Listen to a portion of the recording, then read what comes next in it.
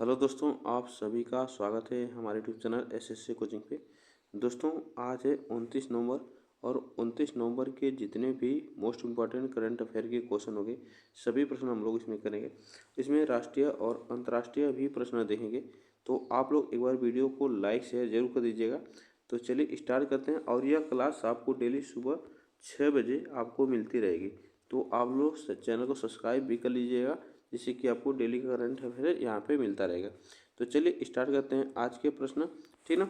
देखिए, आज का पहला प्रश्न है, हाल ही में हर वर्ष दुनिया भर में लाल ग्रह दिवस मनाया जाता है। तो दुनिया भर में लाल ग्रह दिवस मनाया जाता है, यह आपको बताना है। लाल ग्रह किसे कहा जाता है, तो ये भी आप याद रखिएगा, मंगल ग्रह को लाल ग्रह कहा जाता है, ठीक ना। मंगल ग्रह को लाल ग्रह कहा जाता है। और यह कब मनाया जाता है लाल ग्रह दिवस, ये भी आप याद रखिएगा। तो 28 नवंबर को मनाया जाता है, ठीक है। 28 नवंबर को मनाया जाता है। और अभी हाल ही में 26 नवंबर को कौन सा दिवस मनाया गया है, तो 26 नवंबर को संविधान दिवस के रूप में मनाया गया है। ये भी आप याद रखिएगा, संविधान दिवस के रूप में मनाया गया है, ठीक ना। संविधान दिवस के रूप में मनाया गया है। और अगर बात की जाए तो संविधान भारत कब अपनाया था, तो ये भी आप याद रखिएगा, 26 नवंबर 1949 को भारत ने अपनाया था यह संविधान को। और लागू कब हुआ था, तो भी आप याद रखिएगा, लागू हुआ था 26 जनवरी 1950 को लागू हुआ था, ठीक है।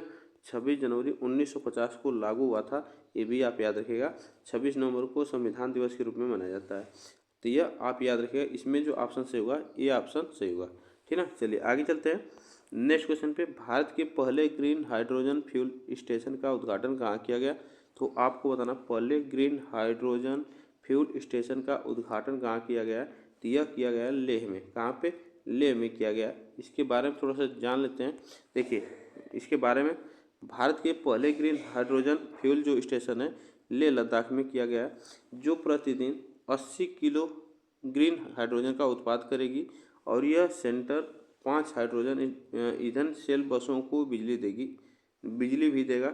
इसका निर्माण Amara Raja infra NTPC limited के लिए किया गया है। तो यह भी आप याद रखिएगा, ठीक है। इसमें कितने किलो रोजाना 80 किलो ग्रीन हाइड्रोजन का उत्पादन करेगी, ये भी आप याद रखिएगा। चलिए आगे चलते हैं। झारखंड के मुख्यमंत्री के रूप में किसने शपथ लिए, तो झारखंड के मुख्यमंत्री के रूप में किसने शपथ लिए, तो अभी आप याद रखिएगा, हेमंत सोरेन ने यह शपथ लिए झारखंड की राजधानी रांची है, ठीक है।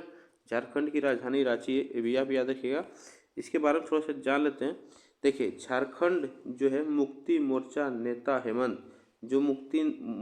हेमंत हैं सोरेन चौथी बार झारखंड के सीएम बनेंगे और के तौर पर सीएम शपथ लिए।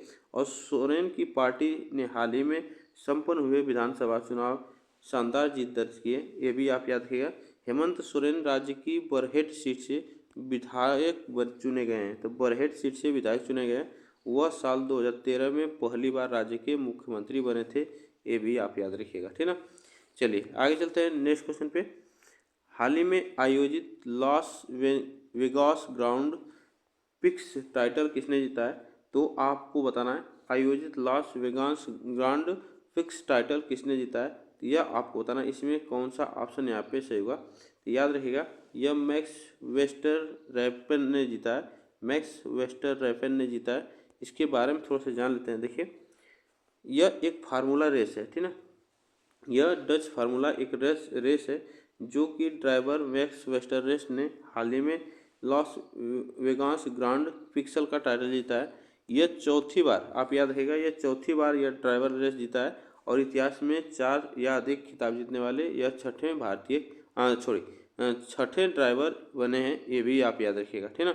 यह एक फार्मूला रेस है डच का, ठीक ना। तो ये भी आप याद रखिएगा, इसका नाम है Las Vegas grand fix title, यह इसका नाम है। तो यह फार्मूला रेस है एक। चलिए आगे चलते हैं। नेटवर्क रेडिनेस इंडेक्स 2024 भारत की रैंक क्या है, तो भारत की रैंक आपसे पूछा है। तो रेडिनेस इंडेक्स क्या करती है कि जो सूचना और संचार तकनीकी के फायदे का लाभ उठाने वाले देशों में उसका मापन करती है, यह रेडिनेस इंडेक्स करती है। तो इसमें भारत का स्थान आपसे पूछा जाए, तो तो यह 49वां स्थान है, ठीक है। यह इसमें 49वां स्थान है इसका, ये भी आप याद रखिएगा। इसके बारे में थोड़ा सा जान लेते हैं। हाल ही में जारी नेटवर्क रेडीनेस इंडेक्स जो है 2024, इसमें इंडेक्स में 11 पायदान की छलांग लगाकर भारत ने 49वां स्थान हासिल किया है, जो कि 2023 में 60वें स्थान पे था और 2024 में 49वें स्थान पर भारत पहुंच गया है, ये भी आप याद रखिएगा। NRI जो अर्थव्यवस्था को उनके आर्थिक विकास और तकनीकी नवाचार जैसी तैयारी के आधार पर रैंक करता है, ये भी आप याद रखिएगा, ठीक है। चलिए आगे चलते हैं। राष्ट्रीय अभियान बाल विवाह मुक्त भारत को हाल ही में किस केंद्रीय मंत्री ने लॉन्च किया है? तो यह किस केंद्रीय मंत्री ने लॉन्च किया है बाल विवाह मुक्त भारत? तो यह अन्नपूर्णा देवी ने लॉन्च किया है। अन्नपूर्णा देवी ने, यह बात आप याद रखिएगा, अन्नपूर्णा देवी ने इसे लॉन्च किया है। देखिए यह कहाँ पे लॉन्च किया गया? तो यह नई दिल्ली में लॉन्च किया गया है, ये भी आप याद रखें, नई दिल्ली में लॉन्च किया गया। तो केंद्रीय महिला एवं बाल विकास मंत्री जो हैं अन्नपूर्णा देवी ने, यह हाल ही में इसे लॉन्च किया गया। यह अभियान जो है 2047 तक एक विकसित भारत के दृष्टिकोण के अनुरूप है। इसके साथ ही बाल विवाह मुक्त भारत पोर्टल का भी शुभारंभ किया गया है, तो यह भी आप याद रखिएगा, ठीक है। चलिए आगे चलते हैं। इसके नेक्स्ट क्वेश्चन पे, हाल ही में ब्रह्मोस एयर स्पेस का नया प्रमुख नियुक्त किया गया है। तो ब्रह्मोस एयर स्पेस का प्रमुख नियुक्त किया गया है किसे हाल ही में? तो ये भी आप याद रखें, डॉक्टर जयतीर्थ राघवेंद्र जोशी को यह नियुक्त किया गया है, यह ब्रह्मोस एयर स्पेस का नया प्रमुख, ये भी आप याद रखिएगा। यह देखिएगा, डॉक्टर जयतीर्थ राघवेंद्र जोशी को सुपरसोनिक क्रूज मिसाइल जो प्रणाली है उसका निर्माण करता संगठन ब्रह्मोस एयर स्पेस का नया प्रमुख नियुक्त किया गया। इन्होंने भारत के मिसाइल कार्यक्रम, विशेष पृथ्वी और अग्नि मिसाइल प्रणालियों में महत्वपूर्ण योगदान दिया है, ये भी आप याद रखिएगा।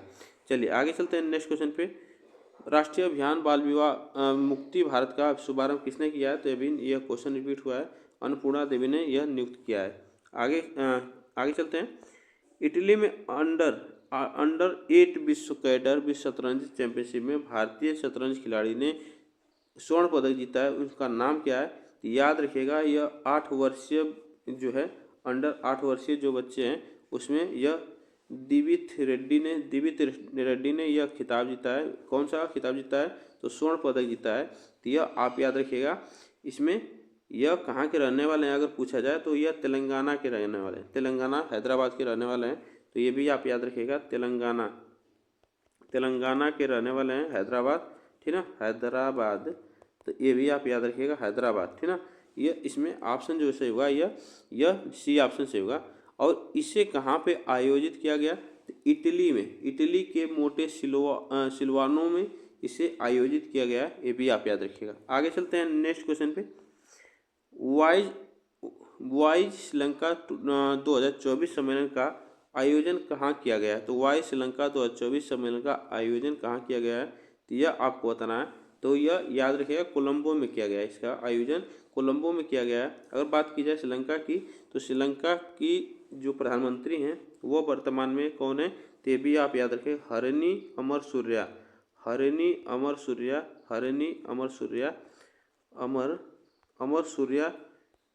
सूर्या इसमें पीएम है। और राष्ट्रपति अगर पूछा जाए तो राष्ट्रपति याद रखिएगा, अनुरा कुमारा दिसानायके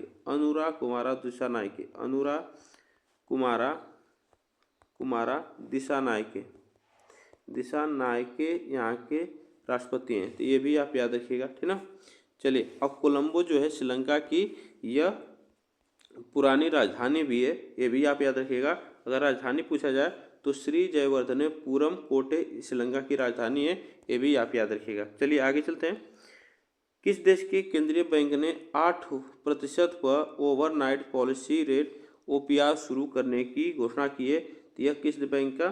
तो केंद्रीय बैंक है, यह कहाँ का? श्रीलंका का। यह 8% पर ओवरनाइट पॉलिसी रेट शुरू करने की घोषणा की है, जो कि श्रीलंका की सेंट्रल बैंक है, सेंट्रल बैंक, ये भी आप याद रखिएगा, सेंट्रल बैंक यह श्रीलंका का, ठीक।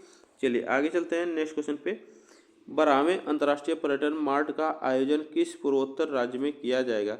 तो 12वें अंतर्राष्ट्रीय पर्यटन मार्ट का आयोजन किस पूर्वोत्तर राज्य में किया जाएगा? तो यह किया जाएगा कहाँ पे? असम में किया जाएगा।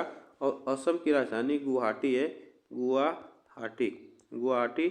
और यहाँ के जो सीएम है हेमंत बिश्व शर्मा है, हेमंत बिश्व